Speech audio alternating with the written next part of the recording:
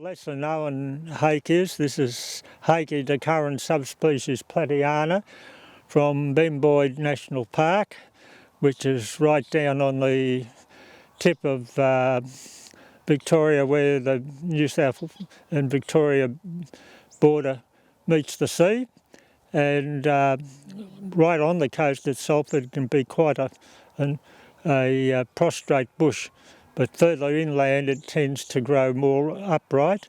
When it's in flower, it's just a mass of white, as you can see, and it has these terete leaves, which are very, very prickly indeed. They've got a very sharp point. But if you want to plant in your garden that the little small birds will like, this is one you can plant. You can prune it to keep its shape, but if you let it go, it'll probably get up to 2 metres high by probably 1.5 metres wide. But it loves a well-drained situation and loamy soils to do best. But being one of the eastern hakeas, it should be one that we can grow in most of our gardens. This is Hakea marginata. There's two bushes here, and you can see just how big they've got in a matter of about 7 years. Has masses of lovely white flowers along the branches, but it gets the name marginata because each of these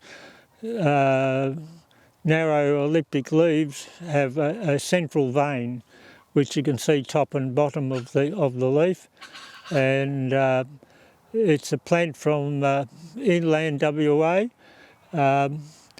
It's very hardy. You can make good hedges out of this plant, and even though I give it a good prune, you can see it very quickly starts to grow out again. But a nice, lovely plant, a bit prickly, but not too bad. It's one of the better plants for gardens. Hakea obtuse was one of these lovely plants from the wet belt of Western Australia.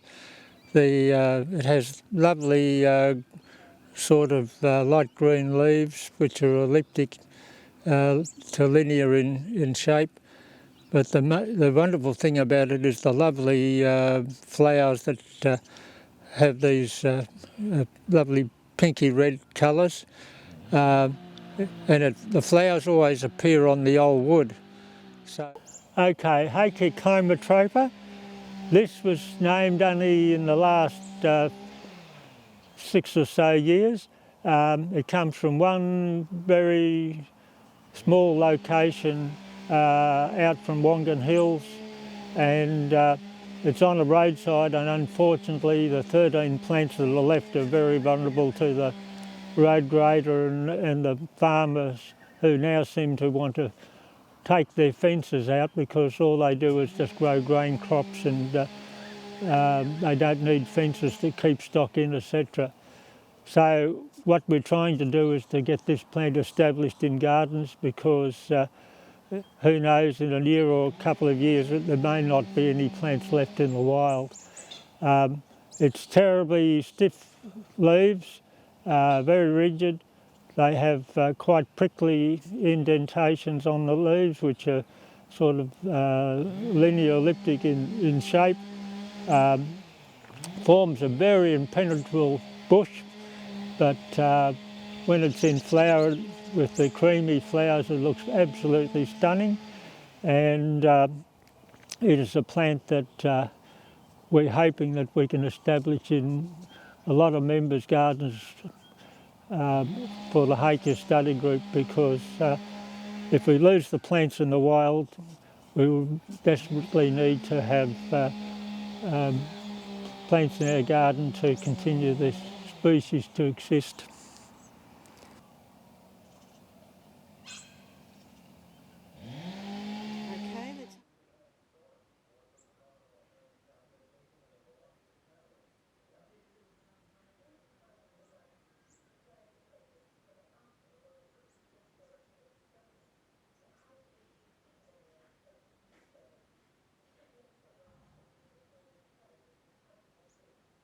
Right, this one is from Central Australia. It's called Hakea grammatophylla, and it grows in the quartzite ranges of the Chewing Range, which is on the western side of Alice Springs and includes Stanley Chasm.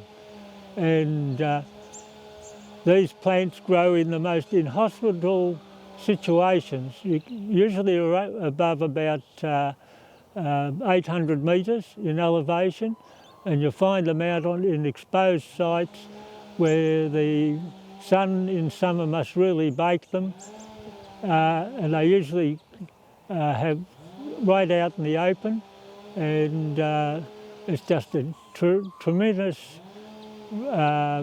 tough plant. There are some big tall bushes back in Stanley Chasm where they're a bit more protected, but the feature of this is the beautiful pinky flowers that come out at this time of the year. This one is just starting to flower now. As you can see, beautiful flowers there, but all these flowers will be flowers too. Has long sort of strappy type leaves. They're quite firm, a bit leathery, with a sharp point to them, but it's a plant that seems to adapt from the really hard conditions of Central Australia to our own gardens here in the cold southwest of Victoria. One is Hakea subsulcata. It's one of the earlier Hakeas to start flowering. It's known in the west quite often in the wheat belt as the broom bush, and because of the very fine foliage and the way it's shaped. It takes some time to grow into a decent sized bush, but and the flowers tend to be on the old wood. When it is in flower, as you can see now, these sort of light pinky white flowers are quite attractive, and it forms a nice bushy shrub.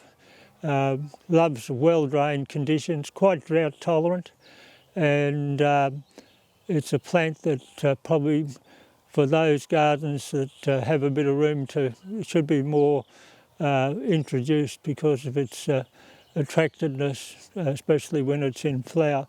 Grammatophylla, it grows around the Sydney region in the lower Blue Mountains.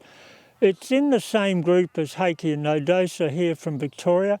Has yellowy type flowers when they're later in the season.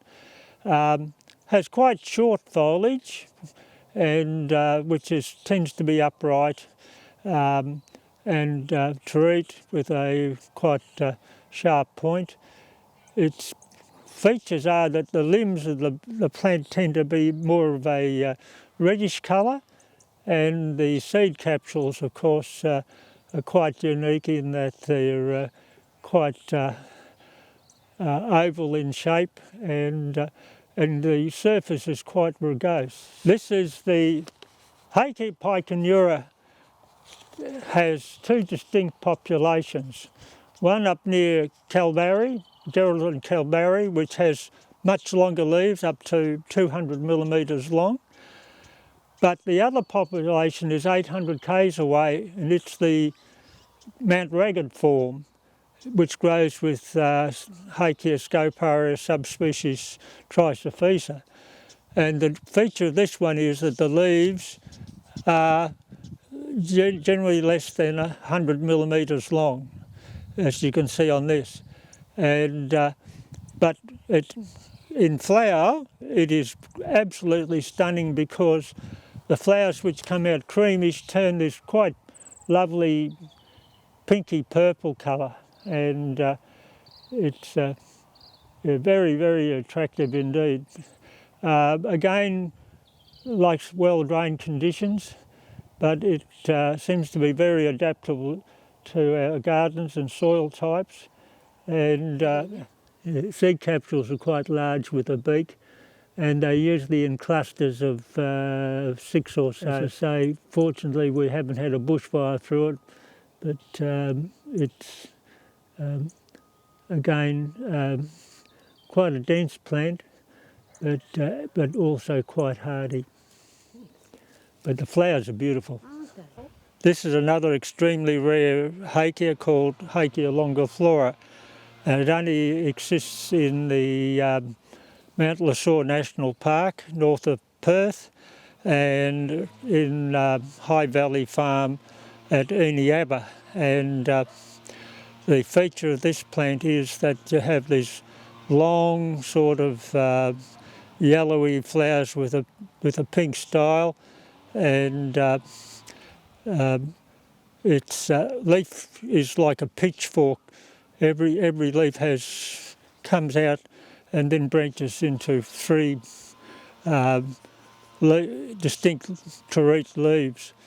It's very similar to Hakea erinaceae, which has a similar flower, but erinaceae has compound arrangements of leaves, whereas with this one, each leaf is individual, just with the three forks.